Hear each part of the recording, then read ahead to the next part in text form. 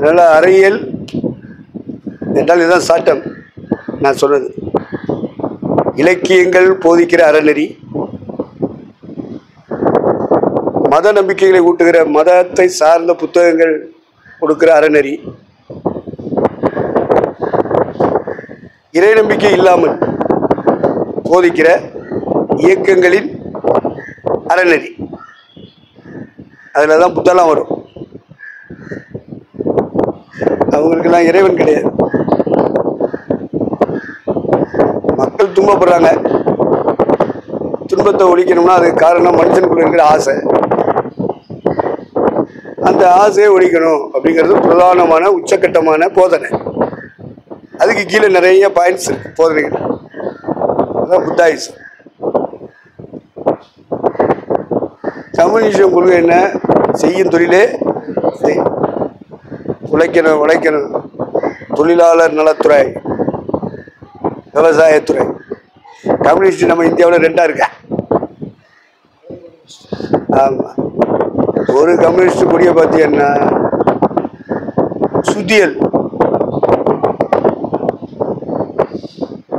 அப்படி போட்டிருப்பேன். சுத்தியல் இன்னொன்று என்ன வச்சு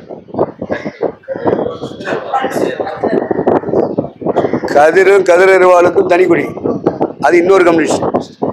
அப்போ 2 கொடியில இருந்து நமக்கு போதிக்கிற போதனை என்ன அப்படின்னா, ஒன்று விவசாயத்துறை, இன்னொன்று தொழிலாளர் துறை, உழைப்பு. அதனாலதான் அவங்க செய்யும் தொழிலே தெய்வம்.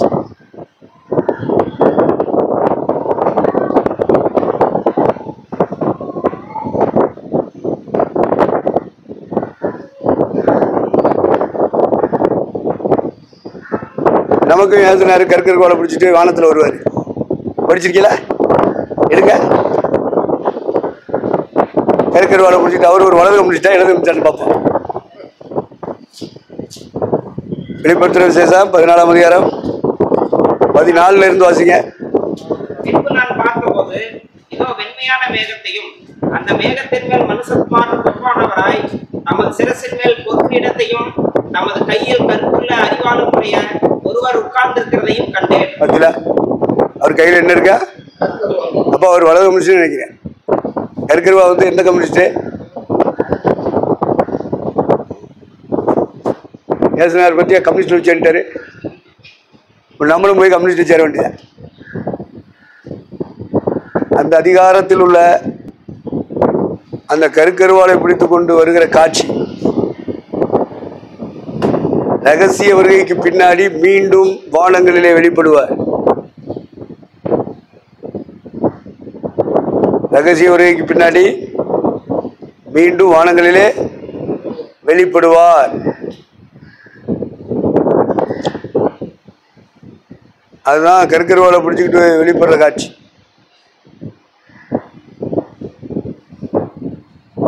ரகசிய வருகைக்கு பின்னாடி ஒரு உயிர்த்தெழுதல் இருக்கு.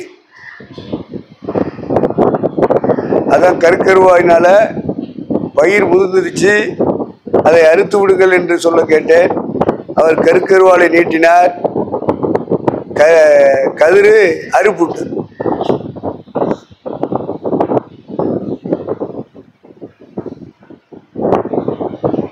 இது ரகசிய வருகைக்கு பின்னாடி ஒரு உயிர்த்தெழுதல். அந்திகிரீஸ்வருடைய ஆட்சியின் முதல் பகுதி 3½ ஆண்டுகள். அந்த 3½ ஆண்டுகள்ல கைவிடப்பட்ட திருச்சபை அந்திகிரீஸ்து வழியாக பாதிக்கப்படும். 626 முத்திரை குத்தி கொள்ளாத மனித சமுதாயம் கொல்லவும் முடியாது, விற்கவும் முடியாது.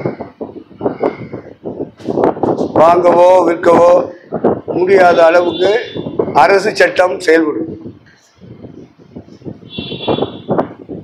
அடுத்த அரசாங்கத்தில் உட்கார்ந்து ஆட்சி பீடத்தில் உட்கார்ந்து ஆட்சி செய்கிறவருடைய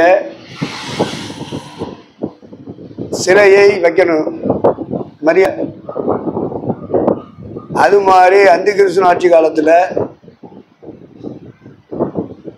அரசாங்கத்தை நடத்துகிற ஆட்சியாளர்களுடைய சிலையை செய்து ஒவ்வொரு கிராமங்களிலும் ஒவ்வொரு பட்டணங்களிலும் முடிந்தால் வீடுகளிலும் அதுக்கு முன்னாடி வழிபாடு செய்யணும். வழிபடுறாங்க இல்லையா? இந்துக்கள் புறஜாதிகள் எல்லாரும் வழிபடுவாங்க.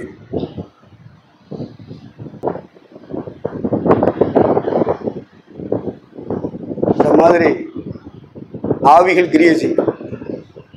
அந்திக்கர் சொல்ற அரசாட்சியின் காலத்தில் அந்திக்கர் போல சில செஞ்சு வழிபாடு நடத்தணும்.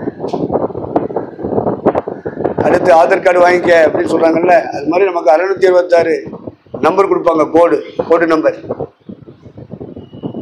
அந்த நம்பர் தான் கடையில் போக முடியும். பெட்ரோல் போடணும்னாலும் அதான்.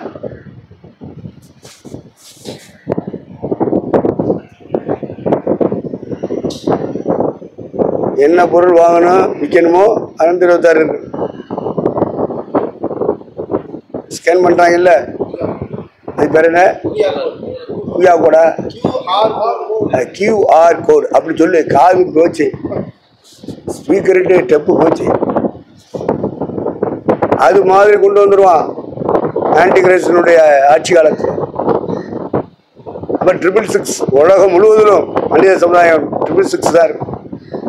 அது இருந்தால் தான் பிரயாணம் பண்ண முடியும், அது இருந்தால் தான் வியாபாரம் பண்ண முடியும், அது இருந்தால் தான் தொழில் செய்ய முடியும், அது இருந்தால் தான் உத்தியோகங்கள் அரசு உத்தியோகத்தில் ஈடுபடும். இந்த 666 வைக்கணும், சிலை செஞ்சு வழிபட நடத்தணும். அப்படிப்பட்ட சட்டத்தின் ஆட்சியை சர்வதேச தலைவன் கொண்டு வருவான். அவனுக்கு பேரு ஆன்டி கிரைஸ்ட். ஆங்கிலத்தில் சொல்றதா சரி. உங்க கையில என் கையில இருக்க தமிழ் சொல்லுது பத்தில என்ன கிறிஸ்துன்னு சொல்லுது? அந்தி கிறிஸ்துன்னு சொல்லக்கூடாது, எதிர் கிறிஸ்துன்னு எழுதணும். அதான் சரியான மொழிபெயர்ப்பு. எப்படி மொழிபெயர்க்கணும்? எதிர்க்கிறது கிறிஸ்துவுக்கு எதிரான அரசு. கிறிஸ்துவுக்கு எதிரான அரசாங்கத்தை கொண்டு வரக்கூடியவன் தான் சர்வதேச தலைவர். அவனுக்கு அந்த காலத்துல என்ன பேர் அப்பா அம்மா வச்சிருப்பாங்களோ தெரியாது, அது எழுதல பைபிள்ல.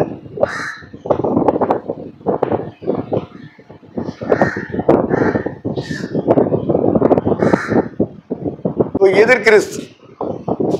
இப்போ இவங்க என்ன சட்டம் போடுறாங்க? ஆதார் கார்டு வாங்கணும்,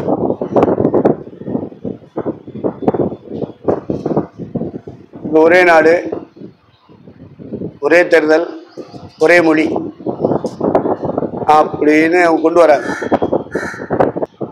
1-2 மாநிலம் ஒத்து போல எதிர்ப்பு தெரிவிக்கிறாங்க. அதை தமிழ்நாடு எதிர்க்குது. அது அப்படியே ஒரே மொழியை கொண்டு வர முடியும்.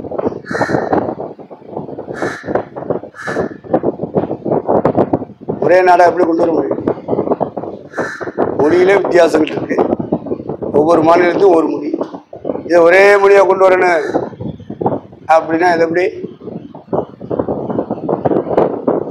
ஒரு பேசுகிற மொழியில வித்தியாசம், இருக்கிற இடத்துல வித்தியாசம், அளவுல வித்தியாசம், ஒரு கலாச்சார பிரிவு இருக்கு. ஒவ்வொரு ஜாதிக்கும் ஒரு கல்யாண முறை வச்சிருக்கேன். நாங்களாம் அப்படி செய்ய மாட்டோம் கல்யாணம், நாங்கள் இப்படித்தான் இப்படி சொல்றாங்க, நாங்கள் இப்படித்தான் அடக்கம் பண்ணுவோம். இப்படி ஒருத்தர் ஆம்பளை செத்தா இப்படி முறை, பொம்பளை செத்தா முறை இப்படி. ஒவ்வொரு மாநிலத்துக்கும் ஒவ்வொரு ஸ்டேட்டுக்கும் அப்படி செய்கிறேன். அடுத்து ஒவ்வொரு ஜாதிக்கும் ஒரு முறை வச்சிருக்கேன். இவங்களை எல்லாம் ஒரே நாடுன்னு சொன்னா எப்படி சொல்ல முடியும்? அதுக்காக என்ன செய்றாங்க?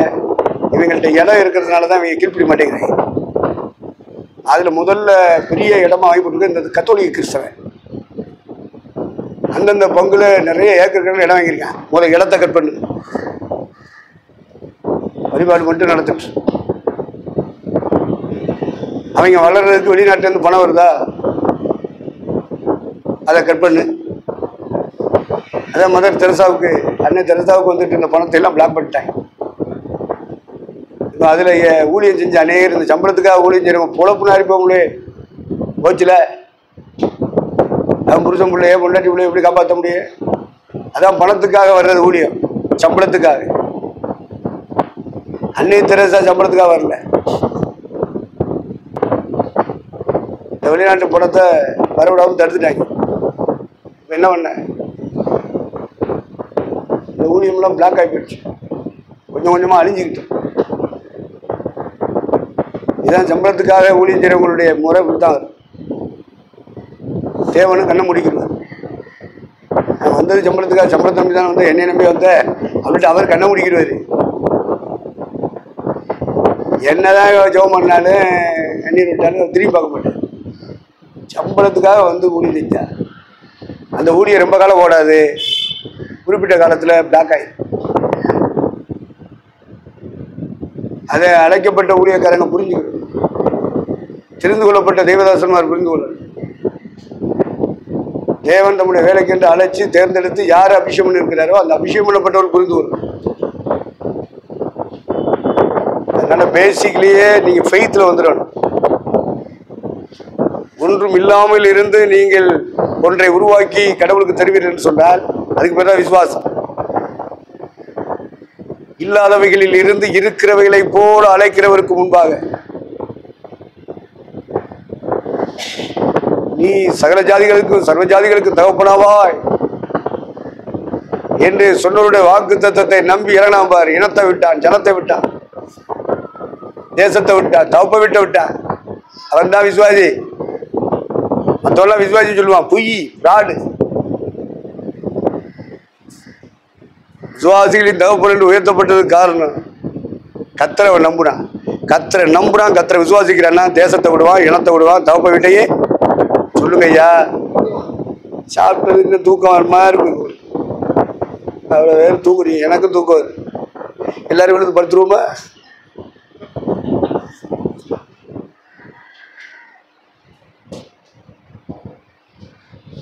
ஒருவன் காணக்கூடாத இறைவன் மேல ஒரு பற்று, பாசம், விசுவாசம், நம்பிக்கை, அன்பு வைப்பானால் அதுக்கு பெரிய ஆதாரம் ஆபிரகாம். அவன் தேசத்தை விடுவான், இனத்தை விடுவான், தகப்பன் வீட்டையும் விடுவான். அதான் அடையாளம். அவன் தேசத்தை நம்பல, இனத்தை நம்பல, தகப்பன் வீட்டையே நம்பல. யாரை நம்புறான்? அழைத்த தேவனை மட்டும் நம்புறான். அதனாலதான் இல்லாதவைகளை இருக்கிறவைகளை போல அழைக்கிற தேவனுக்கு முன்பாக சர்வ ஜாதிகளுக்கும் தகப்பனாக உயர்த்தப்பட்ட. இது விசுவாசம். இதாக்கு விசுவாசிக்கிற விசுவாசத்தை பற்றி பிரசவம் பண்றாங்க. ஆனா தேசத்துக்குள்ள இருக்கான், இனத்துக்குள்ள இருக்கான், தகப்பன் வீட்டுக்குள்ள இருக்கேன். அதுல இருந்தெல்லாம் வெளியே போனானே அவன்ல தகப்பன். இஸ்ரவேலருக்கு தகப்பன், இஸ்லாமியருக்கு தகப்பன், கிறிஸ்தவர்களுக்கு தகப்பன்னா எந்த கிறிஸ்தவனுக்கு? ஆர்ஜி கிறிஸ்தவனுக்கு இல்ல, சிஎஸ் கிறிஸ்தவனுக்கு இல்ல, பெந்தகோஸ்து கிறிஸ்தவனுக்கு இல்ல. இப்ப எந்த கிறிஸ்தவன்? ஆவிக்குரிய கிறிஸ்தவன். இவ்வளவு தெளிவா நீங்க இருக்கு.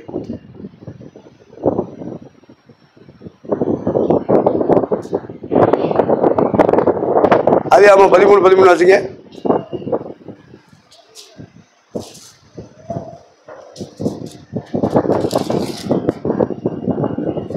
சோதோமின் ஜனங்கள் கொள்ளாதவர்களும் கர்த்தருக்கு முன்பாக மகா பாவிகளுமாய் இருந்தார்கள். 13 இப்போ எத்தனாவது தூளை போல வச்சிருப்பேன். தூள் அப்படின்னு சொல்லியிருக்குப்பா அவத்தில. அதான் தூள். வாசி.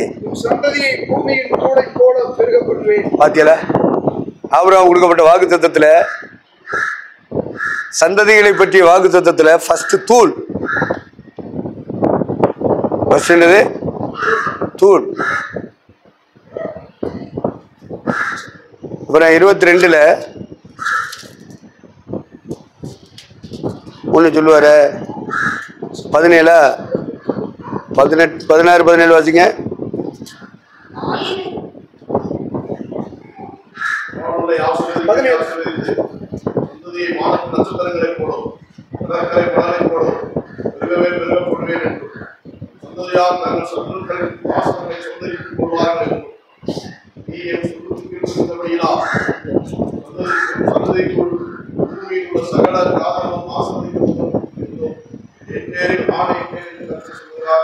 ஆமாம்.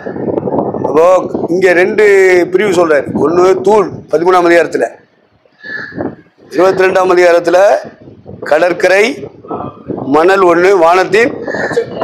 அப்போது அவனுடைய ஆபிரகாமுடைய சந்ததியில் ஒரு 3 பிரிவை பார்க்குறோம். 3 பிரிவையும் ஆசீர்வதிப்பேன்னு சொல்கிறார்.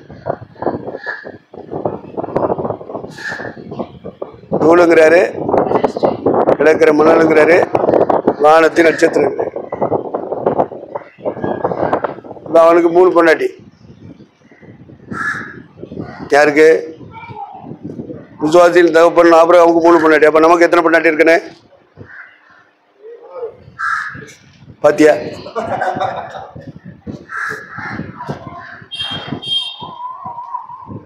ஒன்று சாரால், மற்றொன்று ஆகார், இன்னொன்று கேத்தூரால். ஆதியாகமம் 25:1 அதான் கேத்தூரால். வாசிங்க.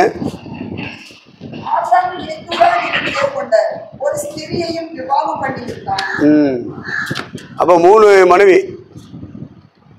அப்புறம் அவங்க எத்தனை மனைவி? ஒருத்தன் தமிழ்நாட்டில் ஒரு பெரிய பாஸ் ஒரு டீமாக வர்றான் மும்பைக்கு. அங்கே வந்து அங்கே உள்ள சபைகளில் பிரசவம் பண்ணிட்டேன். அதில் ஒரு சபையில் என்ன பிரசவம் பண்ணிட்டேன்? நம்முடைய விசுவாசிகளின் தகப்பன் ஆபிரகாமுக்கு பரலோகம் இருக்கா இல்லையான்னு கேட்டிருக்கேன். உடனே சவ மக்கள் எல்லாரும் பரலோகம் இருக்கு அவருக்கு 3 பொண்டாட்டி. 3 பொண்டாட்டிக்கும் பிள்ளைகள் இருக்கு. பரலோகம் அவருக்கு கிடைக்குமா கிடைக்காதா? கிடைக்குமா கிடைக்காதா?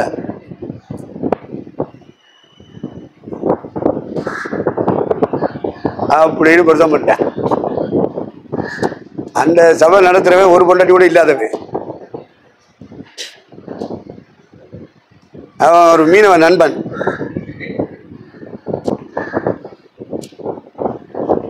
அப்போ காலையில் அவர் பகல் கூட்டத்தை முடிச்சுட்டு போயிட்டு மத்தியானம் கூட்டத்துக்கு வரணும். மத்தியானம் கூட்டத்துக்கு வந்த உடனே இவர் குடின்னு பிடிச்சி இவருக்கு தெரிஞ்ச வசனத்தை வச்சு வாங்குவான்னு வாங்கி விட்டார். சபைக்கு இதாக சொல்லி கொடுக்கறது, கொண்டாட்டி கட்டுறது. நீ என்ன பிரச்சனை பண்ணுற? இதில் தமிழ்நாட்டில் இருந்து இங்கே வந்து துய்ய ஒழித்துக்கு வந்துட்டோம். நாங்கள் ஊழியம் செய்ய நீ என்னலே போதிக்கிற? பிடிச்சி வாங்கன்னு வாங்கிட்டு அவன் சபையில் போய் பிரசங்கம் பண்ணி 40 பேருக்கு யாழ்தான் கொடுத்தேன்னு சொல்கிறாரு. யாருக்கு? அவன் சபையில் உள்ள.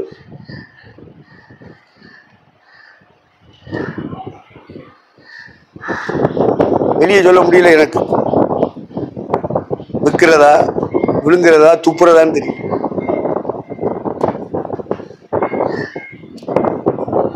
அவன் போய் அப்படி பிரச்சனை பண்ணிட்டான். அவன் முடிஞ்ச பிறகு கூட்டம்லாம் முடிஞ்ச பிறகு என்கிட்ட வந்து சொன்னார் அந்த மீனவன் நண்பன்,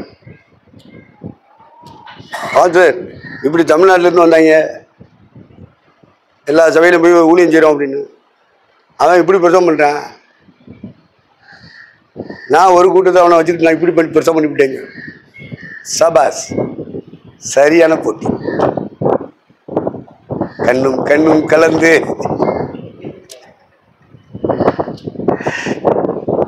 சரியான போட்டி. மக்கள் என்ன செய்வேன்? அவன் 2ஐயும் பார்த்துக்கிட்டு இருக்கான். நல்லா இருக்கு நாடகம். அப்போ ஆபிரகாமை பற்றி நம்ம படிக்கிறோம், பிரசவம் பண்றோம். அது எழுத்து.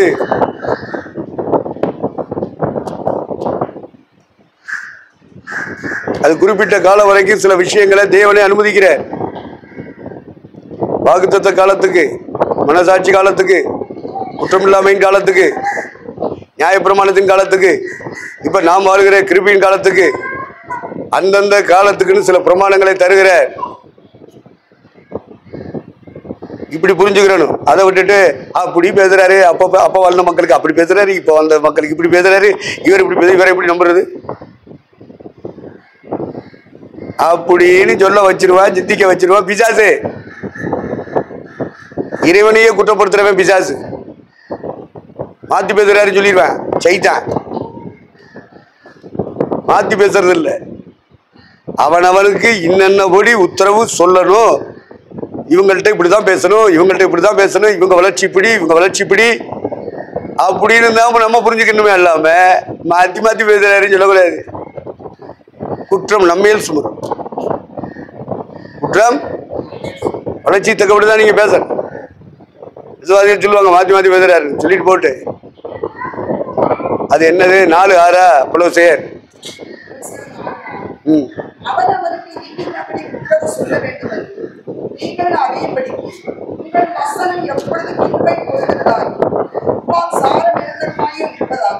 ஊழியக்காரங்க சபையில மக்கள் குடும்பங்கள் இருக்காங்க. அவங்க எத்தனை வருஷம் குழந்தை கிறிஸ்தவனா இருக்கானா, மாம்ச கிறிஸ்தவனா இருக்கானா, ஆவிக்குரிய கிறிஸ்தவனா இருக்கானான்னு சொல்லி நீங்க தான் கண்டுபிடிக்கணும். கண்டுபிடிச்சு ஞாயிற்றுக்கிழமை ஒத்த பிரசங்கத்தில எல்லாம் சரி பண்ண முடியாது. உபவாச ஜெபம் விழிப்பு ஜெபத்தில எல்லாம் சரி பண்ண முடியாது. நீ வீடு சந்திக்கணும். ஊழியக்கார சபை நடத்துற ஊழியக்காரனுடைய ஊழியம் அந்த மக்களுக்கு அறிவுரை சொல்லணும். இது ஞாயிற்றுக்கிழமை சொல்ல முடியாது. ஒவ்வொரு சபை ஊழியக்காரனும் வீடுகள் சந்திக்கணும். பொண்டாட்டி இருக்குமானா பொண்டாட்டியை கூட்டிட்டு போகணும்.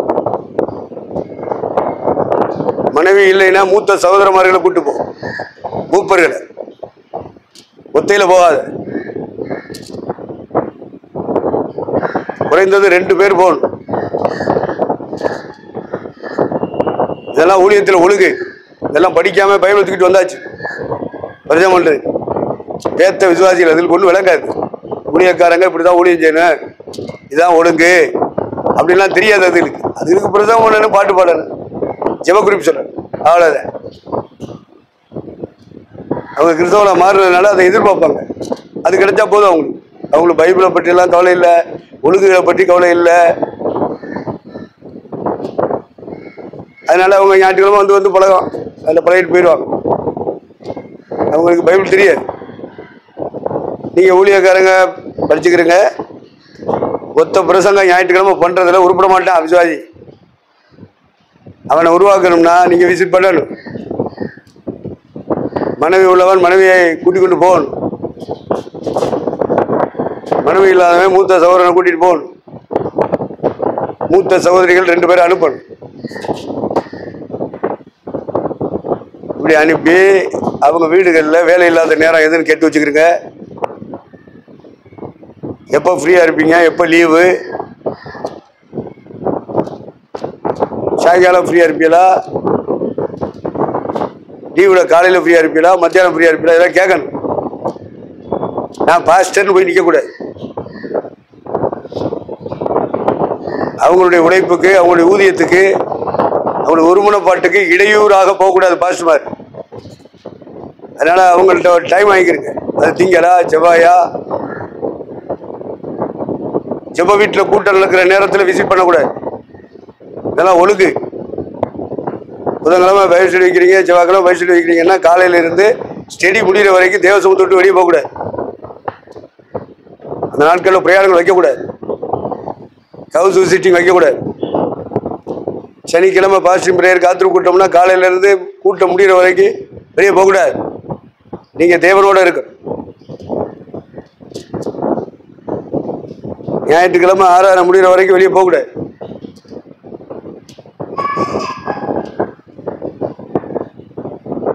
ஆல்நெட் பிரேயர் வச்சு அங்கே இருக்கணும், பாசிட்டிவ் பிரேயர் வச்சு அங்கே இருக்கணும். விசுவாசி வருவான் வராம போவான், நீ இருக்கணும், ஊழியக்காரன் இருக்கணும். நீ ஊழியம் செய்ய தான் வந்திருக்க. இதெல்லாம் ஒழுங்குகள்.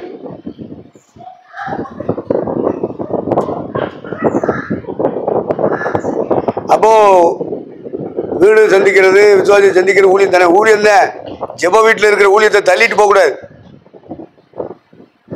ஜெப வீட்டில் கூட்டங்கள் வைக்கிற நேரத்தில் கல்யாணம் காட்சி வைக்க விடக்கூடாது விசுவாசியில. அப்படிப்பட்டவன் நம்ம சபையில் விசுவாசியாவே இருக்கக்கூடாது. அவன் விசுவாசியாவே சபை சட்டத்திட்டத்துக்கு, சபை ஒழுங்கு கீழ்ப்படியாதவன், ஊழியக்காரங்க சொல்ற ஆலோசனை கீழ்ப்படியாதவன், அவன் விசுவாசியே கிடையாது. அவன் அவிசுவாசியிலும் கெட்டவன், விசுவாசத்தை மறுதளிக்கிறவன். அவன் சபைக்குள்ள இருந்து என்ன, இல்லாம போனான். அதனால சபையில நீங்க பைபிள் ஸ்டடி வைத்திருந்தால், பாசிட்டிவ் பிரேயர் வைத்திருந்தால், ராத்திரிக்கூட்டம் வச்சிருந்தா, ஆராதனை வச்சிருந்தா, சபைக்குள்ள நடக்கிற கூட்டங்களை தூக்கி வீசிட்டு நீங்கள் பயணிக்க கூடாது.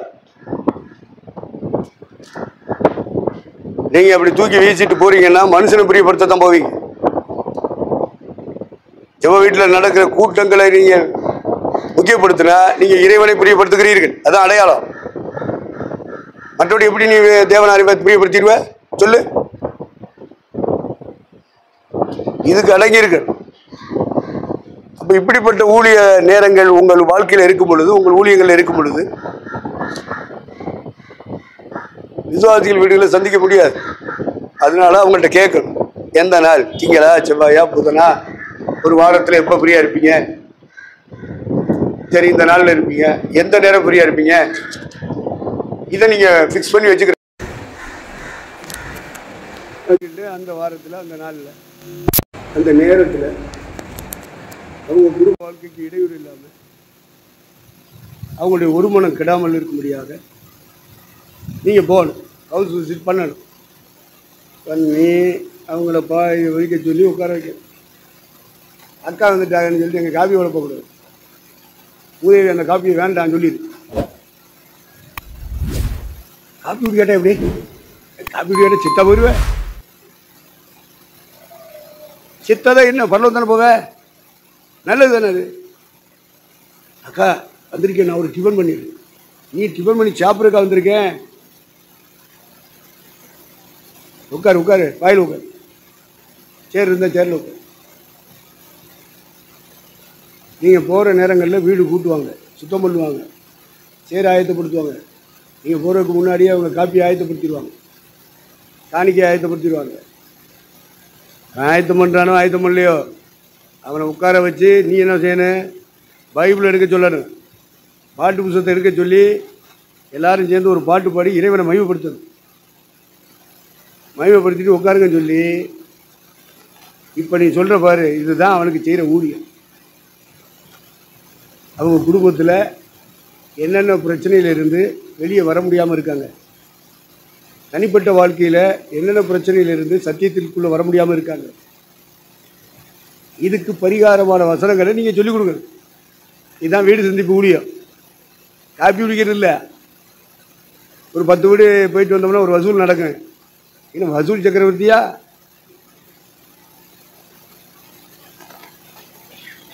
அதெல்லாம் ஊழியம் கிடையாதப்பா. தேவனுக்கு ஊழியம் செய்யுங்கப்பா. ஒத்த பிரசங்கம் நீங்கள் ஞாயிற்றுக்கிழமை பண்ணுறதுல ஒன்றும் செய்ய முடியாதுப்பா. அவன் வீட்டில் இருந்து ஞாயிற்றுக்கிழமை வந்துட்டு போயிடுவேன். நீ அவன் வீடு போகணும். ஊழியக்காரன் ஒத்தையில் போகக்கூடாது, டபுளாத்தான் போகணும். கணவன் மனைவியாக போகணும். சௌகரியமார்கள் மட்டும்தான் அப்படின்னா சௌகரியமார் 2 பேர் அனுப்பு. இல்லை சௌகரியமார்கள் 2 பேர் அனுப்பு. உன் ஊழியம் அவனுக்கு செய்யணும். அது பேர் தான் உத்தரவாதம். 13:17 எபிரேயர்.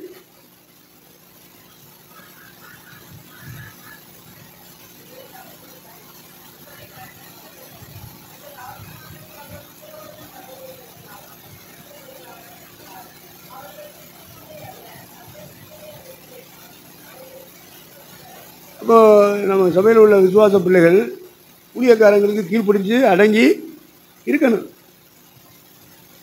அப்போ நீங்கள் உத்தரவாதம் பண்ணணும். ஒன்று ஜெபத்தில், இன்னும் ஒன்று வசனத்தில், வார்த்தையில்.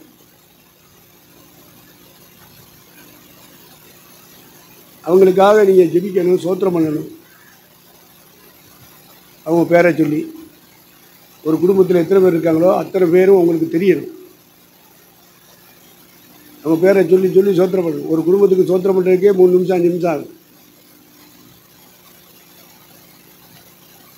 அடுத்து அவங்களுக்கு ஜெபிக்கணும். கடனுக்குள்ளே இருப்பாங்க, வட்டிக்குள்ளே இருப்பாங்க, வியாதி நோய்க்குள்ளே இருப்பாங்க, சண்டை சச்சரவாக இருப்பாங்க, ஆவிக்குரிய ஜீவியம் செய்ய முடியாத பிசாசு ஒரு பக்கம் அவங்கள ஒடுக்கிட்டு.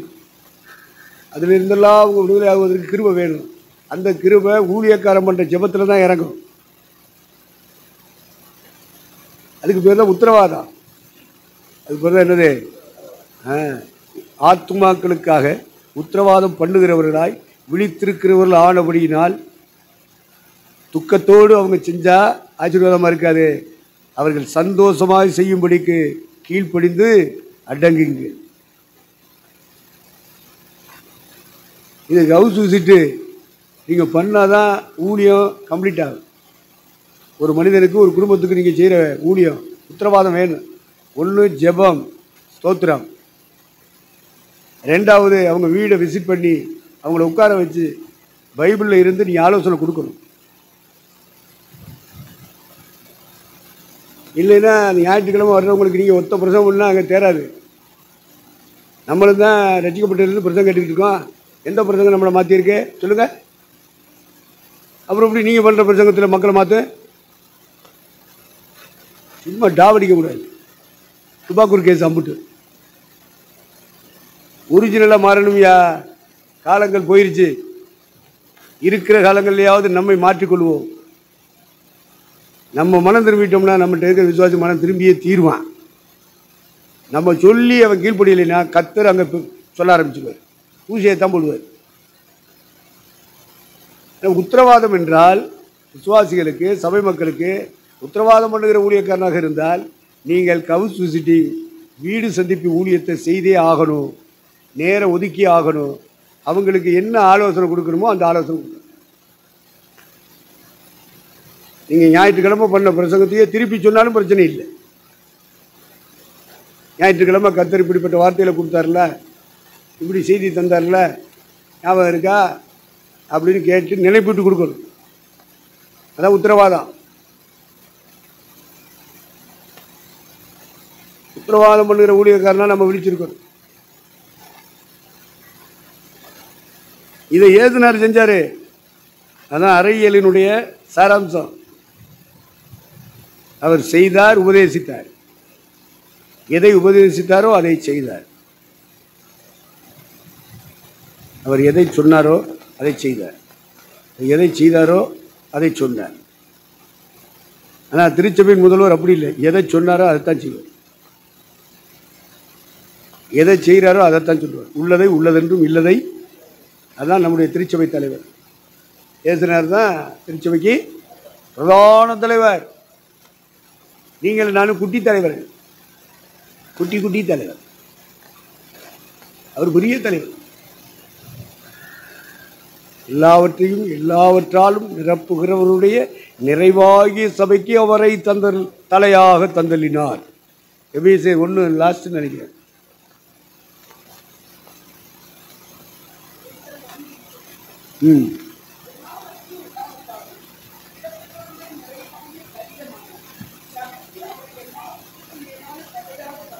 அவர் தான் நம்ம தலைவர். நமக்கு தலைவர், நம்ம குடும்பத்துக்கு தலைவர், நம்ம சபைக்கு தலைவர், எல்லாத்துக்கும் தலைவர் ஏசுனார் தான். அப்போ நாங்களாம் தலைவர் இல்லையா? நாங்கள் ரெவரண்ட் பட்டம் வச்சுருக்கோம், டாக்டர் பட்டம் வச்சுருக்கோம், பிஷப் பட்டம் வச்சுருக்கோம். இந்த என்ன சான்றிதழ் கொடுக்க போகிறாங்க நமக்கு? எம்டி சான்றிதழ் தான். அது என்ன அண்டர்டேக்கிங்? NTA. அதெல்லாம் நல்லது தான். தந்தா வாங்கி வச்சுக்கிறீங்க.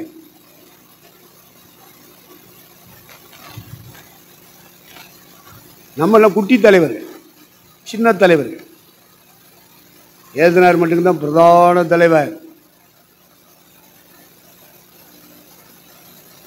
அவருடைய தலைமையின் கீழே இருந்தால் தான் பரலோகம் அங்கீகரிக்கும். பரலோகம் அங்கீகரிக்கிற ஒரு தலைமை எது?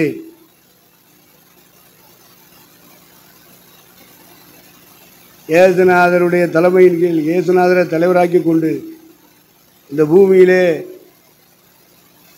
யார் யாரெல்லாம் செயல்படுறாங்களோ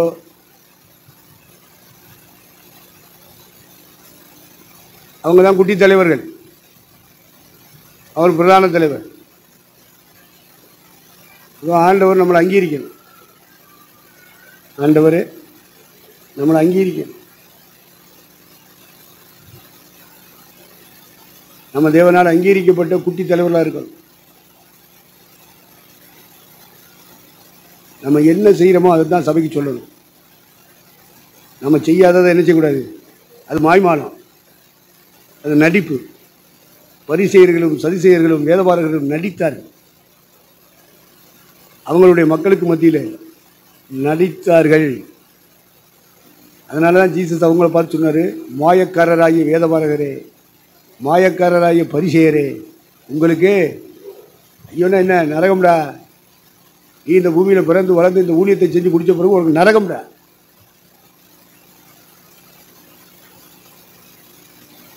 மாயக்காரன், மாய்மாலக்காரங்க, மக்களுக்கு தெரியாது ஒரிஜினல் எது டூப்ளிகேட் எதுன்னு. 2 பேரையும் பார்த்தோன்னே பாஸ்டர் தான் கூப்பிடுவேன். ஆனந்த ஐயாலாம் விசுவாசியாக இருக்கும்போது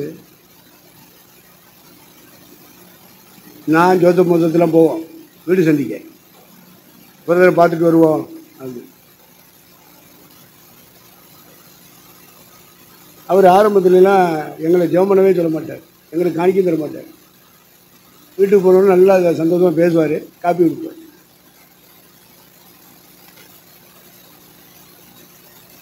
எங்களை ஊழியக்காரங்களாகவே அங்கீகரிக்க மாட்டார். அப்போவே அங்கீகரிக்கலைன்னா இப்போ நீங்கள் எலும்பிக்கிட்டு எங்களை அங்கீகரிங்கன்னா எப்படி அங்கீகரிப்பார்? அவருக்கு எவ்வளோ பெரிய ஆள் தெரியுமா?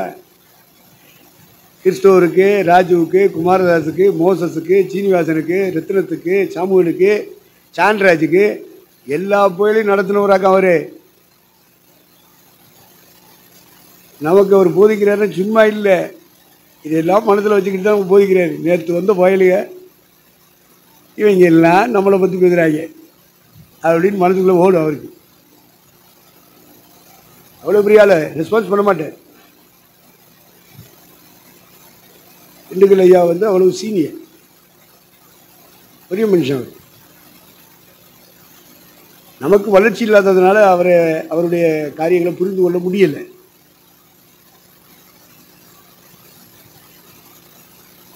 நம்ம வளர்ந்த பிறகுதான் அதனுடைய அருமை தெரியும், அதனுடைய பெருமை தெரியும். வளரலைன்னா நமக்கு அது மேலே இஷ்டம் இருக்காது, பிரியம் இருக்காது.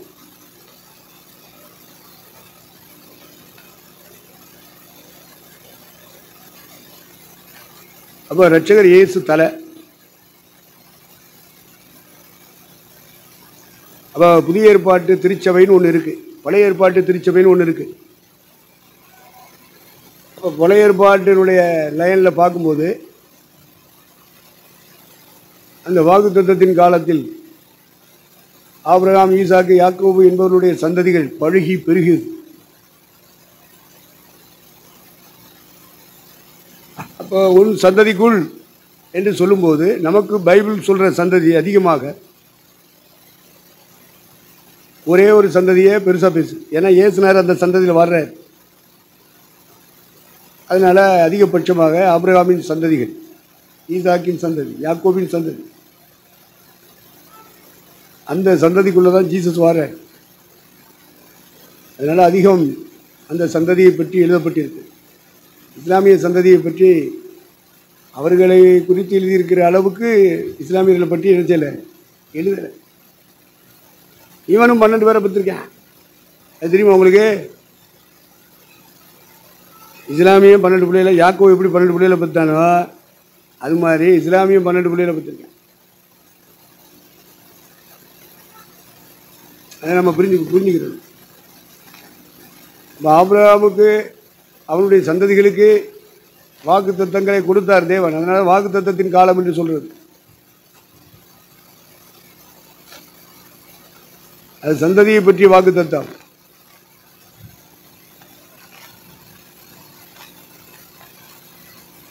அந்த சந்ததியின்படி நம்ம பார்க்கும்போது ஃபர்ஸ்ட் தூள் ஒரு சந்ததி, இன்னொரு சந்ததி கடற்கரை மணல்.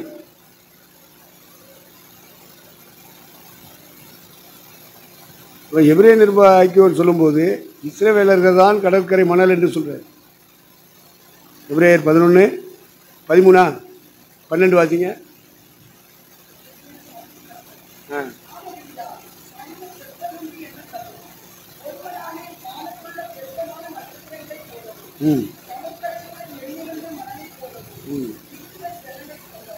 பார்த்தீங்களா? அப்போ தூளை போல ஒரு சந்ததி அவனுக்கு பிறந்தார்கள். கடற்கரை மணலை போல ஒரு சந்ததி அவனுக்கு பிறந்தார்கள். இப்போ 2 சந்ததியை தான் நிருபங்களில் அதிகமாக சொல்லியிருப்பாங்க. கேத்தூராலின் சந்ததியை சொல்ல மாட்டாங்க. ஆகாரின் சந்ததியை பற்றி அதிகமாக சொல்றதில்லை. கடற்கரை மணல், வானத்து நட்சத்திரம். அப்போ மோசே காலத்தில் மோசே என்ன நினைக்கிறான்? அவன் ஜாதி சமுதாயம்தான் நட்சத்திரம், அவன் ஜாதி சமுதாயம்தான் கடற்கரை மணல் அப்படின்னு அவன் நினைக்கிறான். அவ்வளோதான் அவனுக்கு புரியுது. அதை யாத்ரா புத்தகத்தில் அவன் ஜெபம் பண்ணுவான் தெரியுமா? 32 யாத்ராமத்தில், யாத்ரா 32 ஜெபம் பண்ணுவான் பாரு. வாசிங்க.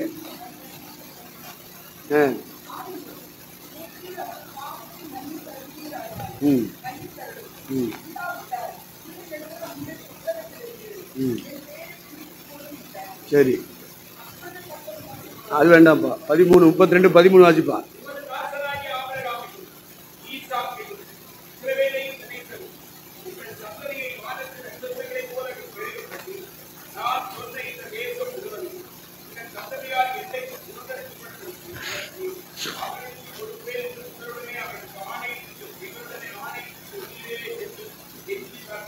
பாருங்க, அவன் சொல்றது அவன் ஜாதி சமுதாயத்தை தான் சொல்றான்.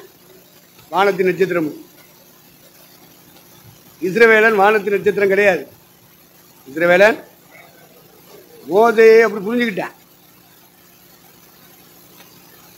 கடற்கரை மணல் என்று சொல்லப்படுகிற இடத்துக்கு தான் வர்றான் இஸ்ரவேலன். வானத்தின் நட்சத்திரம் அந்த சந்ததி மாம்சத்தின்படி உள்ள சந்ததி அல்ல. ஆதியாகமம் 15:5 வாசிங்க.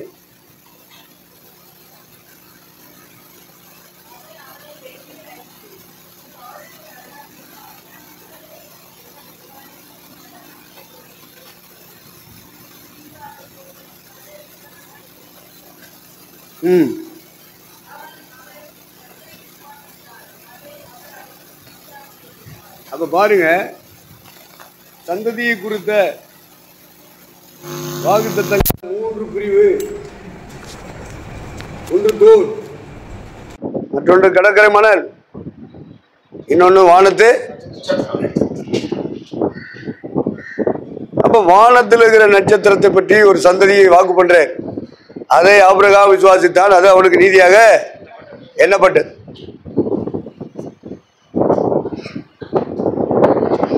அது அவனுக்காக மாத்திரமல்ல, நமக்காகவும் எழுதப்பட்டிருக்குன்னு சொல்லியிருக்கு.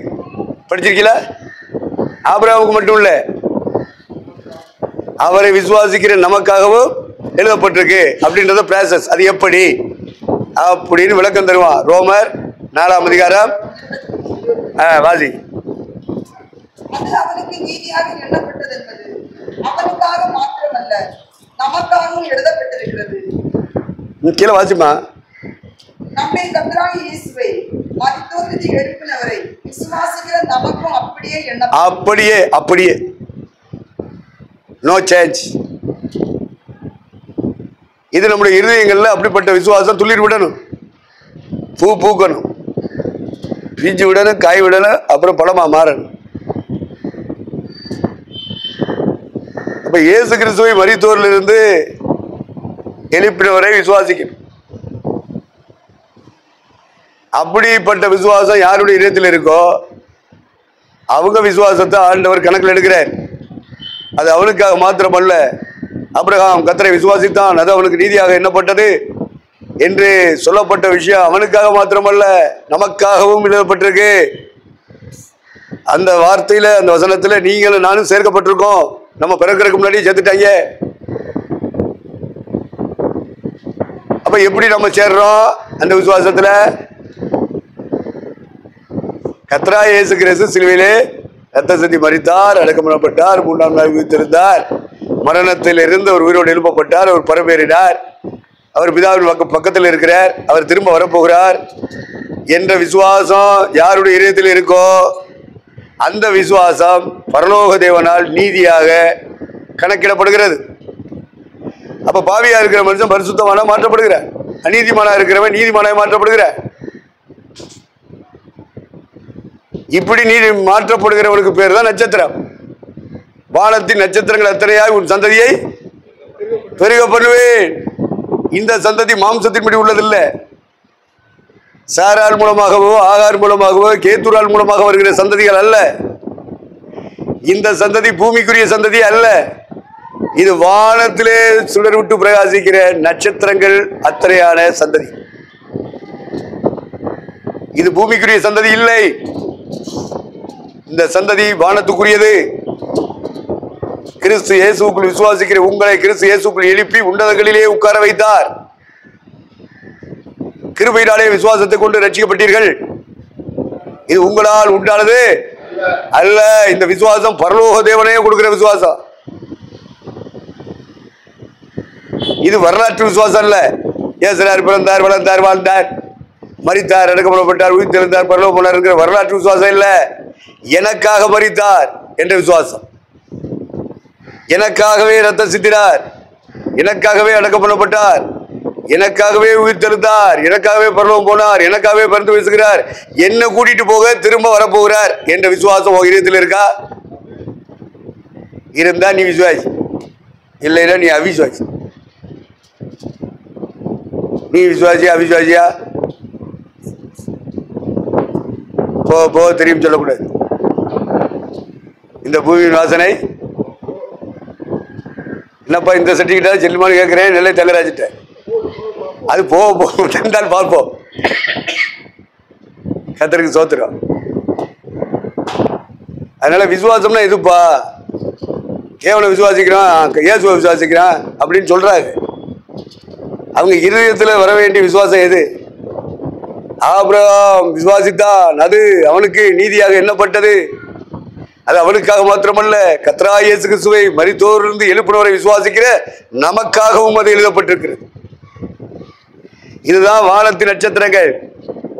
நாம் கடற்கரை மணல் அல்ல, நாம் தூள் அல்ல, நாம் வானத்தின் நட்சத்திரம், நாம் உன்னதத்துக்குரியவர்கள். இது எப்படி சாத்தியமாகும்? இயேசுவை எனக்குன்னு விசுவாசிக்கிறவனுக்கு சாத்தியமா, மற்றவனுக்கு சாத்தியமாக. இப்ப இவ்வளவு வசனங்களோட நம்ம உங்களை கொண்டாந்து இணைச்சிட்டேன். இப்ப நீங்க அத்தனை பேரும் வானத்துக்குரியவர்கள், உள்ளத்துக்குரியவர்கள். ஆபிரகாமை வெளியே அழைச்சிட்டு வந்து வானத்தை அண்ணாந்து வரேன்னு சொல்லி நட்சத்திரத்தில் என்னன்னு சொல்றாரு.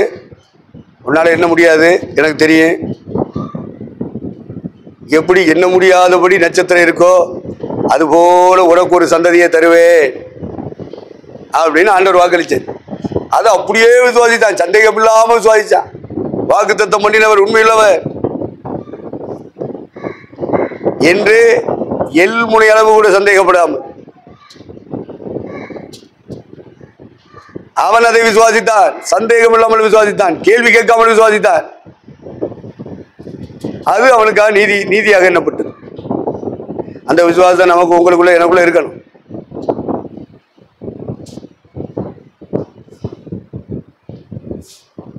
அப்போ ஆவிக்குரிய சந்ததி, இந்த நட்சத்திரத்துக்கு பேர் என்ன? ஆவிக்குரிய சந்ததி. இது மாம்சத்தின்படி உள்ள சந்ததி அல்ல. இஸ்லாமியர்கள் மாம்சத்துக்குரிய சந்ததி, இஸ்ரவேலர்கள் மாம்சத்துக்குரிய சந்ததி. கேத்தூராலின் சந்ததி, கேத்தூராலின் சந்ததினா மோசே போய் கல்யாணம் பண்ணிட்டு வந்தான்லப்பா, மீதியான், அந்த கருப்பின பெண்ணு. அதனாலதான் இவளுக்கு சோப்பா பிறந்தவ மிரியாம், ஆரோன், மோசே, இவங்கெல்லாம் நல்லா சோப்பா இருப்பா. பிள்ளை அழகுள்ளது என்று கண்டு 3 மாதம் வீட்டில் ஒளிச்சு வச்சு வளர்த்தாங்க பிள்ளைய. அப்புறம் ஒளிச்சு வைக்க கூடாமல் நாணல் பெட்டி செய்து அதிலே கிடத்தி நாணல் தட்டையிலுக்குள்ளே விட்டுட்டு வந்துட்டாங்க. பிள்ளைக்கு என்ன சம்பவிக்குமோ என்று போக்கும் வரத்துமாக பார்த்துக்கிட்டே இருந்தா பெரியா. இந்த நேரம் அதிர்ஷ்டம் அப்படின்னு சொல்ற மாதிரி பார்வதி குமாரத்தி தோழிகளோட குளிக்க வாரா அந்த ஆத்தாங்கரைக்கு. வர்ற நேரத்தில் அந்த பெட்டி அவ கண்ணில் படுது. தற்செயலாக தெரிந்தாலும் அது தற்செயல் அல்ல, தேவ செயல். சில நேரங்களில் நமக்கு தற்செயல் போல தெரியும். ஆனால் நம்ம குறித்த தேவ திட்டத்தை வச்சிருக்கிற தேவன் அதை தேவ செயலா மாத்திடுவார். நமக்கு தற்செயல் தான், சூழ்நிலையினால அப்படி வந்துட்டோம்னு நினைப்போம். இல்லை இல்லை, அந்த சூழ்நிலைகள் வழியாக தேவன் நம்மை நடத்தி கொண்டு இருக்கிறார். ஆகவே தற்செயல் அல்ல, அதுக்கு என்ன செயல்? தேவன். இப்போ எல்லாருமே அழகுள்ளவர்கள். இவன் பாட்டுக்கு என்ன பண்ணிட்டான், ஒருத்தனை கொலை பண்ணிவிட்டு ஓடிப்பிட்டான். அதனாலேயே வீட்டுக்கு அவமானம், குடும்பத்துக்கு அவமானம். என்ன செய்ய? பிள்ளைய பத்தாச்சு, தப்பு பண்ணுது பிள்ளைகள், சைச்சிக்கிற வேண்டியதான், கொலை பண்ணிட்டு ஓடிப்பிட்டான். உலகார பாவி. ஒரு பாவியை பெற்றுட்டாலேன்னு சொல்லி அவன் அம்மாவில் என்ன திட்டாங்களோ தெரியாது. சொந்தக்காரன் பூரா மண்ணவாரி போட்டுருப்பேன். என்ன புள்ள பத்த ரொம்ப படிக்க வச்ச, அரமணியில் என் புள்ள வளருதுன்னு சும்மா பெருமையாக பீத்திக்கிட்ட, உலகார பாவி பெற்றிருக்கியே. எப்படி இருந்திருக்கு? கூடி குறியிட்டு இருப்பாளா? பிள்ளைகள் 10 வயசு வளர்த்தா நம்ம கொலை பண்ணிட்டு வாடா நான் சொல்கிறேன். நம்ம அவன் கொலை பண்ணிட்டு வரேன். நீ தண்ணி அடிச்சுட்டு வாடா நம்ம சொல்கிறேன். அவன் தண்ணி அடிச்சுட்டு வர்றேன். நீ சண்டை போடுறா, தெரு நடுற மாதிரி சண்டை போடுறான்னு நம்ம சொல்கிறோம். அவன் போடுறேன். திருடிட்டு வாடா நான் சொல்கிறோம். அவன் திருடிட்டு வரேன். போலீஸ் கேஸ் ஆகுது, ஊர் நாருது, தெரு நாருது. இது போல மோசை ஒரு கொலையை பண்ணிட்டாப்பா. அதனால ஓடிய போயிட்டேன். ராத்திரியோட ராத்திரி என்ன பண்ணிட்டேன்? ஓடி போனா, மீதியான் தேசத்துக்கு ஓடி போனா. அங்கே சில பிள்ளைகளுக்கு, ஆடு வைக்கிற பிள்ளைகளுக்கு உதவி செஞ்சான். ஆடுகளுக்கு தண்ணீர் காமிக்கிறதுக்கு உதவியாக இருந்தான். மற்ற ஆம்பளை மேய்ப்பர்கள், ஆணாதிக்கம் கொண்ட மேய்ப்பர்கள் அவங்க வந்து போடு பவுலாகிட்டு அவங்க ஆடுகளுக்கு தண்ணி நம்ம இந்த பொம்பளை பிள்ளைய ஊற்றி வச்சுருந்தாலும் அவங்க ஆடுகளுக்கு கொடுத்துட்டு தட்டி விட்டுட்டு அப்படி பண்ணுவாங்க. அப்போ எல்லா ஆம்பளை மேய்ப்பர்கள் எல்லாம் கொடுத்து முடித்த பிறகு இந்த பொம்பளை மேய்ப்பர்கள் இவங்க தண்ணி அள்ளி ஊற்றி என்ன செய்ய, இந்த ஐயா நெல்லை தங்கராஜ் சொன்ன மாதிரி தலையெழுத்தியா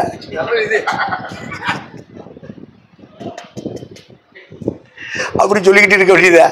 இந்த மாதிரி மீதியான் தேசத்தினுடைய ஆசாரியனாக இருந்த எத்ரோவினுடைய பிள்ளைகள் 7 பொம்பளை பிள்ளை பெற்றவன். அவன் ஒரு பண்டாரம் பரதேசி. அவன் கல் மண் எல்லாம் ஜாமீன் சொல்லி பூஜை பண்றவன். 7 பொம்பளை பிள்ளை பெற்றிருக்கான். அப்போ அதுக்கு நான் தேவையில்லை, 2 தானே பெற்றிருக்கேன், 3 தானே பெற்றிருக்கேன், நம்ம தேத்திக்கலாம்ல. அந்த பண்டாரத்தை பார்த்து, அந்த பரதேசி பையில பார்த்து எத்ரோ இந்த பொம்பளை பிள்ளைகளை விரட்டிட்டு தண்ணியை காமிச்சிட்டு போவாங்க. ஆம்பளை மேய்ப்பர்கள் ஆடுகளுக்கு தண்ணி காமிச்சிட்டு போவாங்க.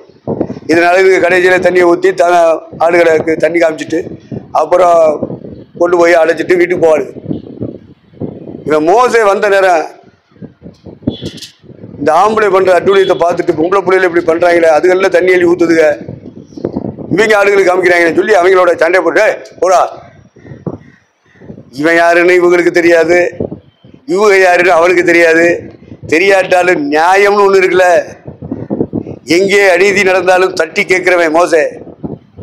எங்கே அநியாயம் நடந்தாலும் அவனால் பொறுத்துக்கிட்டு இருக்க முடியாது, பொங்கிடுவான். திரைப்படத்தில் எம்ஜிஆர் அப்படித்தான் இருப்பார். எங்கேயோ பொம்பளைகளுக்கு அநீதி நடக்குதுன்னா திடீர்னு வந்து நிற்பார் எம்ஜிஆர். ஆமாம்,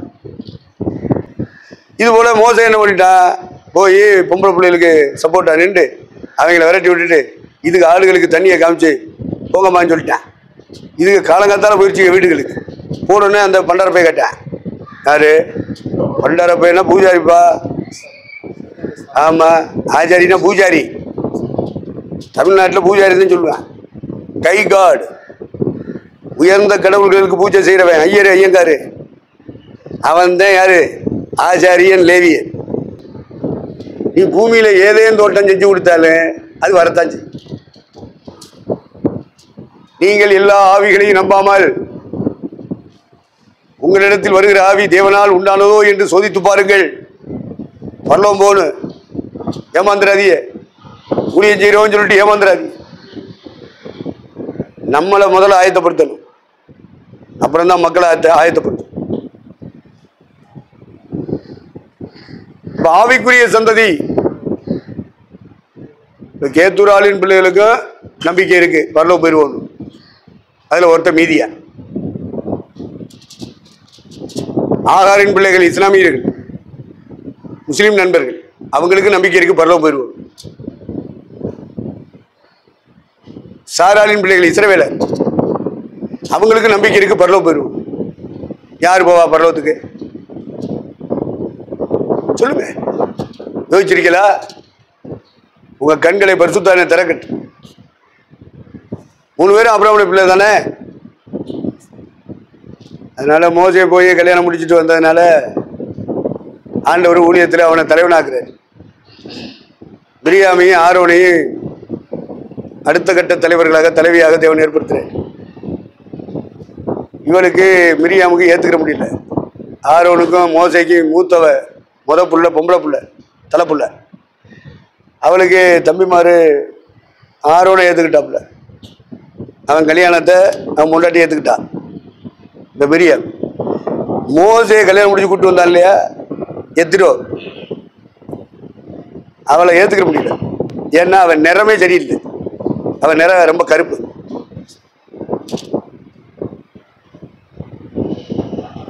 அதனால இவளை பார்க்கும் போதெல்லாம் அவளுக்கு வெறுப்பா இருக்கும். 2வது, அவன் தலைவனா இருக்கிறதுனால மோசே, அவனுக்கு பக்கத்தில் யார் இருப்பா?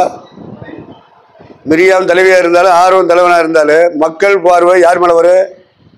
மோசே, மிஸ்ஸஸ் மோசே வருமா ராதா? மிஸ்ஸஸ் மோசைக்கு பேர் என்ன? சிப்போரான். இப்ப எல்லாரும் சம விசுவாசியோட பார்வை எல்லாம் அவன் மேல போகுது. மிரியாம் தலைவியா இருந்தாலும் ஆரோன் தலைவனா இருந்தாலும் பார்வை எங்க போகுது? மோசத்துக்கு மேலேயே.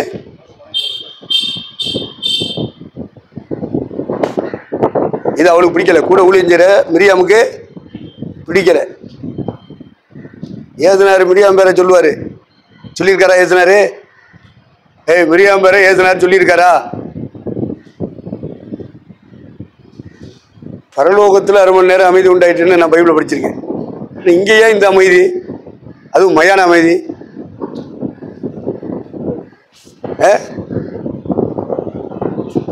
ஏசுனாரு சொல்லியிருக்காரப்பா.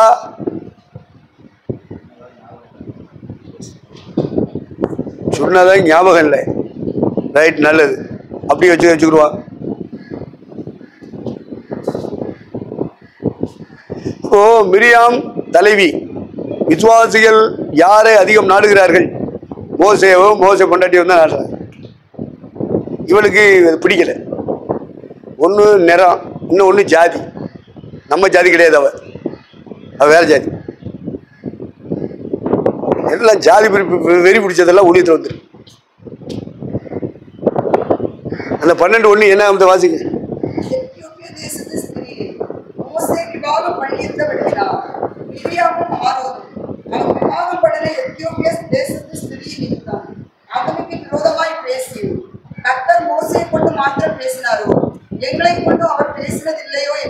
இதுக்கு காரணம் என்ன?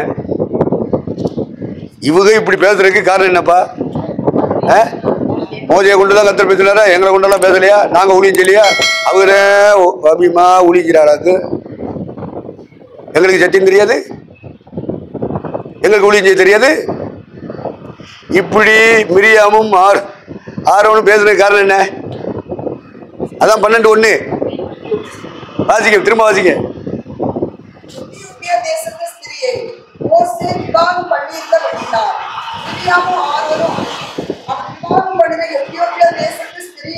ஸ்திரீயின் நிமித்தம் சொல்றாங்க. அவங்களை கொண்டு மோசே மத்தன் தான் பேசுறாரா? எங்களை கொண்டு பேசலையா? இதுக்கு காரணம் என்ன? இவன் நிறம் சரியில்லை, இவன் சாதி சரியில்லை.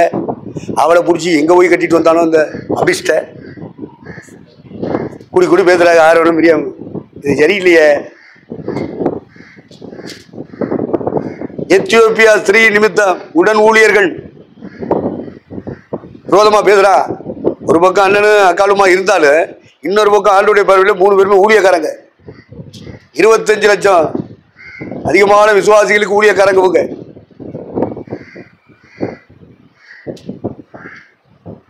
எங்கே போய் கட்டிட்டு வந்தானோ. அவன் 7 புள்ளியில வச்சு காத்திருந்தேன். அவன் எவனாவது வரமாட்டானு கட்டணும். அந்த நேரம் பார்த்து வந்து சோதனை சிக்கிட்டான். கல்யாணம் முடிச்சுட்டா அடுத்து சிந்திக்க கூடாது. வேற பொண்டாட்டி கட்டணும்னு எவனும் தேடக்கூடாது. ஆபிரகாம் கட்டுனா அவனுக்கே பரலோகம் இருக்கு. அப்புறம் நம்ம அவனுக்கு பிள்ளைகள் தானே, நமக்கு இப்போ பரவ கிடைக்கும்னு நினச்சி பொண்டாட்டி கட்டக்கூடாது. அப்படிப்பட்ட நினைப்பை கொடுக்கறது பிசாசு. இது புதிய ஏற்பாடு. ஆபிரகாம் வாழ்ந்த காலம் இது பழைய ஏற்பாடு. இப்படி உங்களுக்குள்ள பரிசுத்தாவி இருந்தாருன்னா பிரிச்சு காட்டுவாரு.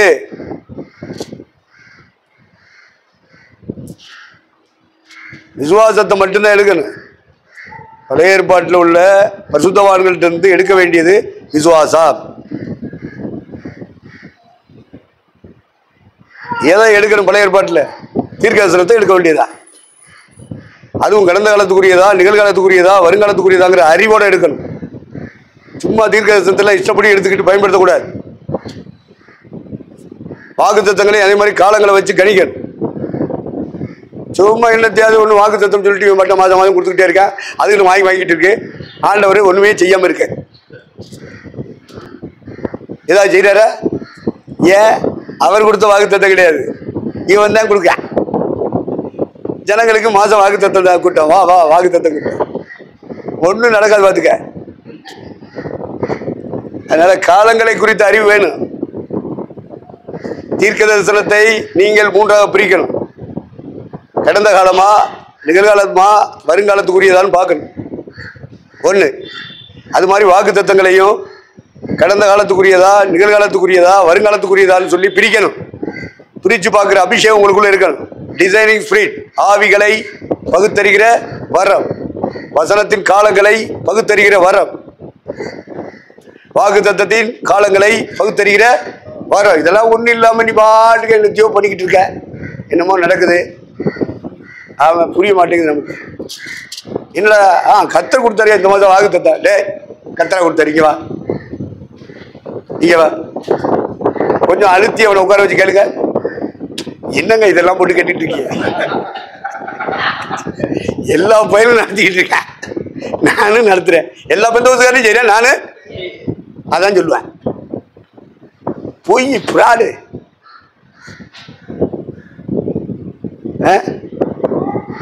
அதுக்கு நம்பத்தான் செய்யுங்க. விசுவாச பிள்ளை ஆண்டவர் பேசுனார், ஆண்டவர் பேசுறாரு, பேசினாருன்னு சொல்ற, அதை நிறைவேற்றி தந்தாரா சொல்லு அப்படின்னு கேட்டா சொல்ல தெரியாது. ஆண்டவர் ஒரு ஆள்கிட்ட பேசினாருன்னா சும்மா அப்படி பேசுவார? அவர் பொய் சொல்ல ஒரு மனுஷன், மனமாற ஒரு மனுபுத்திரன், அவர் சொல்லியும். அடுத்த வார்த்தை என்ன? அதை ஃபுல்லா நீங்க சொல்லுங்க. நான் பாதி, நீங்க பாதியை சொன்னா எப்படி? நீ ஒரு பாதி, நான் ஒரு பாதி, அப்படி பாதி பாதியா சொல்லக்கூடாது.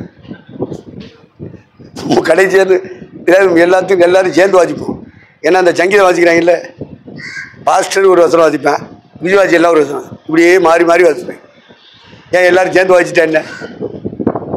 தாவி என்ன துக்கப்படுவார? அப்படி சொல்லி கொடுத்து போயிட்டாங்க முன்னாடி போன ஊழியக்காரங்க. என்னத்தை சொல்ல, எல்லாம் கிருக்கங்க முன்னாடி போனவங்க அப்படியெல்லாம் சொல்லி கொடுத்துட்டாங்க. நம்ம வெளியவும் சொல்ல முடியல, நமக்குள்ளேயும் ஏத்துக்கிற முடியல. என்ன பண்றது? ஐயா தங்கராஜ் சொன்ன மாதிரி தலையெழுத்துன்னு இருங்க ஐயா,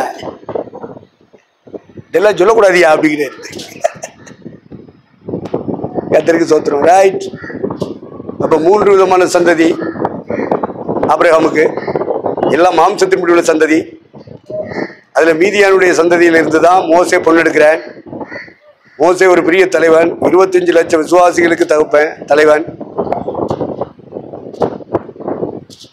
அவன் கல்யாணம் முடிச்சுட்டு வந்த பொம்பளை பிள்ளை வந்து கேத்தூராலின் பரம்பரையில் வந்தவ.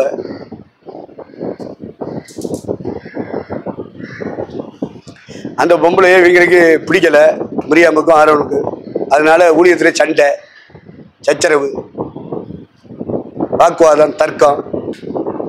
சரி, இவங்க ஃபேமிலிக்குள்ளேயே வச்சுக்கலாம்ல. இவங்க தர்க்கத்தை, வாக்குவாதத்தை என்ன செய்யணும்? ஃபேமிலிக்குள்ளேயே போட்டு புதைச்சிடணும். இவங்க ஃபேமிலியை தாண்டி போகுது. 25 லட்சம் பேர் அறிகிறான். அவன் டென்ட் போட்டு குடியிருக்கான்.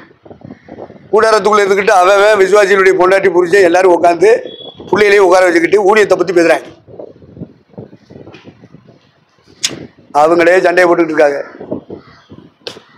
அந்த மோச அந்த பொம்பளையை கட்டிக்கிட்டு வந்துட்டான். அதனால அவங்க அண்ணனு அவங்க அக்காவும் இப்படி இப்படி பேசுறாங்க. சரி, அவங்களுக்குள்ள பேசிக்கிற வேண்டியனே நம்மள்கிட்டையும் வந்து சொல்றாங்க பார்த்துக்க. இப்படின்னு ஒவ்வொரு கூடாரத்திலையும் லட்சக்கணக்கான விசுவாசிகள் பேச வச்சேன். யாரு தீர்ப்பு வழங்குறது? உளவாய மூடலாம், ஊர்வாய மூட முடியுமா? அவன் வீட்டில் பேசுவானே உன்னை பற்றி, உன் முன்னாடி பற்றி, உன் பிள்ளைகளை பற்றி. நீ ஞாயிற்றுக்கிழமை பிரசவம் பண்ணிட்டா நீ பெரியாளா? பேசுவானே. அதுலேயும் நமக்கு காணிக்கை கொடுக்குறான், தஜா கொடுக்குறான்னா ரொம்ப பேசுவான்ல, வாங்கி கட்டணும்ல. மோசையை பற்றியே பேசுகிறாங்க, கூட பிறந்தவங்களே பறத்து விடுறாங்க. இப்போ லட்சக்கணக்கான விசுவாசிகள் அவன் வீட்டில் பொண்டாட்டி பிள்ளைகளோட பேசுகிறானே, என்ன செய்ய? இப்போ யாரு ஊர்வாயை மூடுறது? ஆகவே ஊழியத்துக்கு அழைச்சவரே இறங்கிட்டார். ஊழியத்துக்கு அழைத்தவரே இறங்கி விட்டார். மோசே வா, ஆரோன் வா, மிரியாம் வா. ஏய் மிரியாம் பாரு, ஆரோன் பாரு, உங்கள்கிட்ட நான் சொப்பனத்தில் பேசுவேன், தரிசனத்தில் பேசுவேன். ஆனால் மோசையோட எப்படி பேசுறேன் தெரியுமா? வெறும் தரிசனம், வெறும் சொப்பனம் மட்டும் இல்லை, முகமுகமா பேசுறேன், ஃபேஸ் டு ஃபேஸ். அவன் என் சாயலை காண்கிறான். அப்படிப்பட்டவன் உனக்கு தம்பியா இருக்கலாம், உன்னை விட இளையவனா இருக்கலாம். அவன் என் கூட நேருக்கு நேரம் பேசுறான். உங்க ரெண்டு பேருக்கு அந்த பாக்கியம் கிடையாது. ஊழியத்தில் இருக்கிய, ஊழியம் செய்திய, உழைக்கிறிய. ஆனா மோசேனுடைய வழி நடத்துதல் வேற.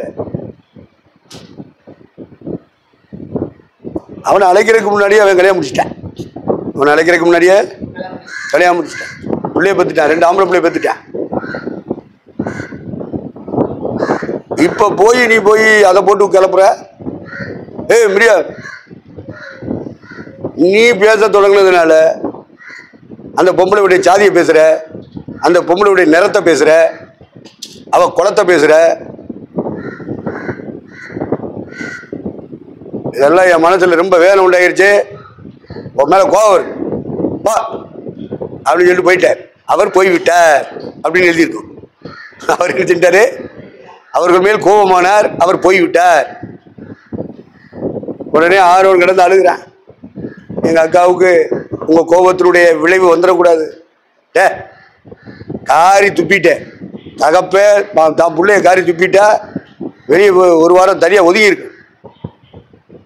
அவளுக்கு வெண்குஷ்டம் வந்தது. என்ன குஷ்டம்? வெள்ள குஷ்டம் வந்தது. அவளுக்கு வெண்குஷ்டம், சரீர வியாதி. உனக்கும் எனக்கும் பேசிட்டா என்ன வரும் தெரியுமா? ஆவிக்குரிய குஷ்டம் வரும், பாவம்.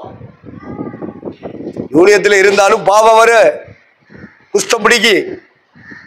குஷ்டரோகம் எப்பொழுதுமே பாவத்தின் அடையாளம்.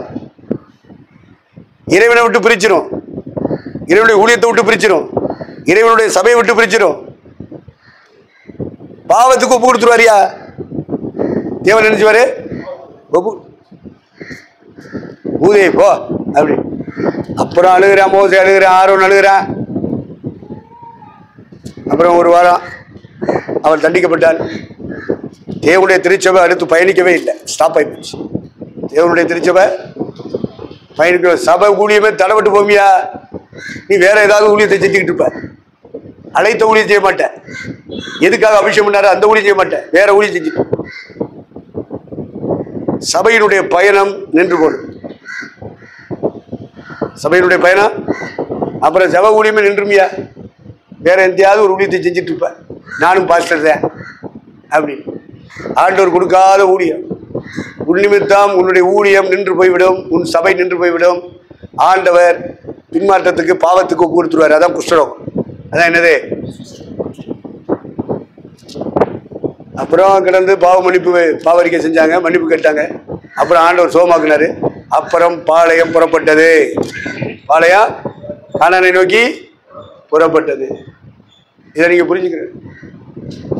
அதனால மீதியானுடைய தேசத்து பொம்பளைய என்ன பண்ணிட்டான்? மோசே கல்யாணம் பண்ணிட்டான். அப்ப மீதியான் வம்சாவளியில வருகிறது ஆபிரகாமுடைய சந்ததி. சாராளுடைய வழியில் வருகிறது ஆபிரகாமுடைய சந்ததி. இவங்களுடைய வழி யாரு? ஆகாருடைய வழியில வருது ஆபிரகாமுடைய சந்ததி. அப்ப பூமியின் தூளத்திரையா, கடற்கரை மணலத்திரையா, வானத்தின். அப்ப மோசே எப்படி விசுவாசிக்கிறான்? வானத்தின் நட்சத்திரங்களும் நம்ம தான். அப்படின்னு விசுவாசிக்கிறேன். ஆனா இல்ல, வானத்தின் நட்சத்திரங்களுடைய சந்ததி எப்ப வருது? கலாத்தியர் 3:16. கலாத்தியர் 3:16. ஆபிரகாமுக்கும் அவருடைய சந்ததிக்கும் வாக்குத்தத்தங்கள் பண்ணப்பட்டன. சந்ததிகளுக்கு என்று அநேகரை குறித்து சொல்லாமல் ஒரு சந்ததிக்கு என்று ஒருவனை குறித்து சொல்லியிருக்கிறார். அந்த சந்ததி கிறிஸ்துவே. பாத்தீங்களா? போதும். வானத்தின் நட்சத்திரங்கள் எத்தனையாய் உன் சந்ததியை பெருவேன் பரலோகத்தின் தேவன் ஆபிரகாமுக்கு வாக்கு பண்ணாரு. அந்த வாக்கு தத்தத்தின் சந்ததி யாருன்னு கேட்டா கிறிஸ்து. அந்த கிறிஸ்து சிலுவையிலே ரத்த சிந்தி மரித்தார், அடக்கம் பண்ணப்பட்டார், உயிர்த்தெழுந்தார், பரமேறினார், பிதாவின் பக்கத்திலிருந்து பரிந்து பேசினார், பரிசுத்தாவியை கொடுத்தார், திரும்ப வரப்போகிறார். அது எனக்காக எனக்காக எனக்காகன்னு எவன் ஒருத்தன் நெஞ்சில் அடிச்சு ஏத்துக்கிறானோ அவன் விசுவாசம் தான் நீதியாக எண்ணப்படும். உங்களுக்காக உங்களுக்காக சொல்லிட்டு போயிடக்கூடாது. எனக்காக நீங்க முதல்ல சொல்லி பழகணும். அப்படி பழகினீங்கன்னா அந்த விசுவாசத்தின் பலன் உங்களுக்கு ரட்சிப்பா முடியும்.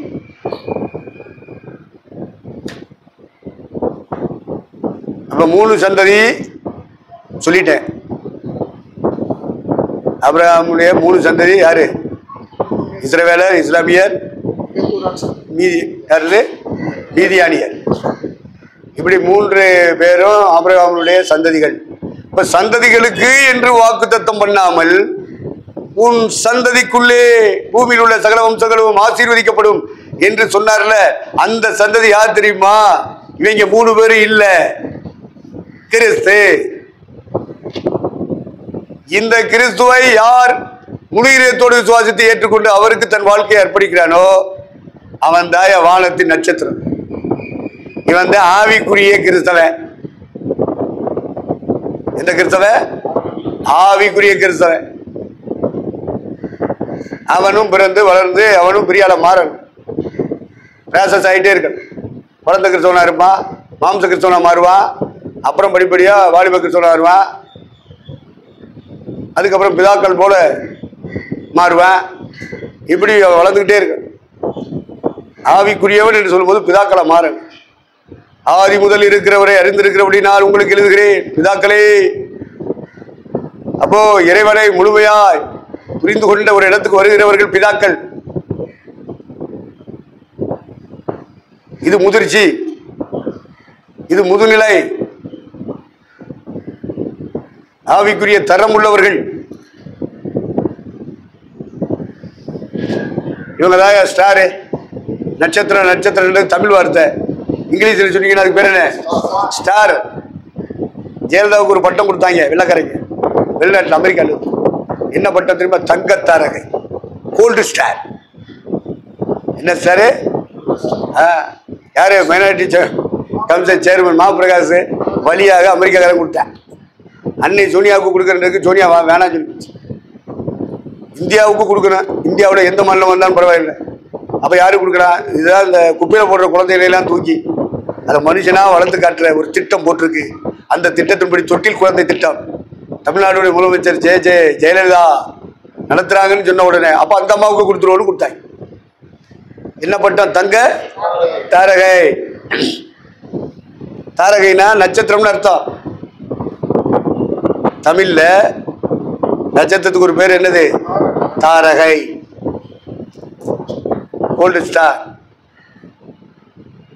இப்ப தங்க நட்சத்திரம் யா இந்த அம்மா. நட்சத்திரத்திலேயே நட்சத்திரம் விசேஷத்திற்கு, அதுல இது தங்க நட்சத்திரம். அதனால சந்ததி கிறிஸ்து. ஆபிரகாம், ஈசாக்கு, யாக்கோபு என்பவர்களுக்கு வாக்குத்தத்தங்கள் பண்ணப்பட்டன. சந்ததிகளுக்கு என்று சொல்லப்பட்டது ஆகாரின் சந்ததி அல்ல, மீதியானியர் கேத்துராலின் சந்ததி அல்ல, சாராளின் சந்ததியும் அல்ல.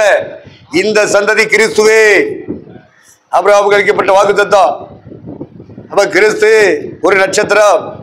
அந்த நட்சத்திரத்தை முழு இதயத்தோடு விசுவாசத்தை ஏற்றுக்கொண்டவர்கள் எத்தனை பேரோ அத்தனை பேர் நட்சத்திரங்களாக மாற்றப்படுகிறார். அப்ப நம்ம எல்லாருமே ஸ்டார் தான். நம்ம எல்லாருமே ஸ்டார் தானே? சூப்பர் ஸ்டாரா? சுப்ரீம் ஸ்டாரா? நீங்க என்ன ஸ்டாரோ தெரியாது. நீங்க வால் நட்சத்திரமா இல்ல தங்க நட்சத்திரமா? என்ன நட்சத்திரம்? ஏதோ ஒரு நட்சத்திரம். நான் நிறைவு செய்கிறேன். வாக்கு தத்தங்கள் பண்ணப்பட்டது. கிறிஸ்துவை குறித்து சொல்லப்பட்ட வாக்கு தத்தம். கிறிஸ்துவை சுவாசிக்கிற எல்லாரும் வானத்தின் நட்சத்திரங்கள். இந்த நட்சத்திரங்களை என்ன கூடுமானால் என்ன, இதுபோல நான் உன் சந்ததியை பெருகவே பெருக பண்ணுவேன் என்று சொன்னாரே. அது இஸ்ரவேலர்களை அல்ல, இஸ்லாமியர்களை அல்ல, மீதியானியர்களை, புறஜாதிகளை அல்ல. யாரை? கிறிஸ்தவர்களை. எந்த கிறிஸ்தவர்களை? கத்தோலிக்கர்கள் அல்ல, சிஎஸ்காரங்க அல்ல, பெந்தேகோஸ்துக்காரர்கள் அல்ல, ஆவிக்குரிய கிறிஸ்தவர்கள். மறுபடி பிறந்தவன், மனம் திரும்பினவன், பாவங்களை முழுமையாக கண்ணீரோடு அறிக்கை செய்து பாவ மன்னிப்பாகிய நிச்சயத்தை பெற்றவன், அதுக்கப்புறம் முழுகி ஞானஸ்நானம் பெற்றவன். இதெல்லாம் ஒன்றும் இல்லாம கிறிஸ்தவ பேரை வச்சுக்கிட்டு நானும் கிறிஸ்தவன் சொல்லிக்கிட்டு இருக்கிறவங்களெல்லாம் நம்பக்கூடாது. ஆவிக்குரிய கிறிஸ்தவனா மாறு. அவன் தான் கிறிஸ்தவன். அவன் தான் யாரு? அவன் செத்தான்னா பரலோகத்துக்கு போவான். அவன் தான் தேவசித்தத்தை செய்ய முடியும். தேவசித்தத்தை அறிய அறிய அவன் வளைஞ்சு கொடுத்துருவான். அவனால் வளைஞ்சு கொடுக்க முடியும், கீழ்ப்படிய முடியும், விட்டு கொடுக்க முடியும், இறங்க முடியும். மற்றவனால முடியாது. மற்ற கிறிஸ்தவனால நின்றுவான், திமிர் பிடிச்சு நிற்பான். அவனால வளைய முடியாது. வசனத்தை கேட்ட உடனே ஒப்பு கொடுக்க முடியாது, எதிர்ப்பான். இல்லைன்னா ஏன்டா வம்புன்னு பின்வாங்கி போவான், ஓரங்கட்டும், ஓரமா போயிடுவேன். ஒன்று சொல்லிக் கொடுக்குறவங்கள ஒதுக்குவேன், எதிர்ப்பான். இல்லை விலகி போயிடுவான், ஓரமா போயிடுவோம்னு சொல்லிட்டு ஓரமா போயிடுவான். அப்படிப்பட்ட கிறிஸ்தவர்களாக அல்லாமல் நாம் வளரும் கிறிஸ்தவர்களாக, வல்லரசாகும்படி வல்லமை பெறுபடி வளரும் கிறிஸ்தவர்களாக, சகலத்தையும் செய்து முடித்தவர்களாய் தீங்கு நாளிலே அவைகளை எதிர்த்து நிற்கும்படி சர்வாயுத வர்க்கம் தரித்த ஆவிக்குரிய சேனைகளாக, ஆவிக்குரிய வரங்கள் 9 ஏதாயிலும் ஒரு வரம் பெற்றவர்களாக, ஆவிக்குரிய ஊழியர்களின் ஐக்கியத்திலே இணைக்கப்பட்டவர்களாக, ஆவியானவரால் நடத்தப்படுகிற பாதையிலே வாழும்படி அர்ப்பணித்தவர்களாக, இந்த அறிவியல் என்று சொல்லப்படுகிற கிறிஸ்தவ வாழ்வியலுக்குள்ளே வந்தவர்களாக உங்களை ஆவியானவர் முற்றிலும் ஆளுகை செய்வாராக. எல்லாரும் எந்திரிப்போம், ஜெபம் பண்ணி முடிச்சிருங்க.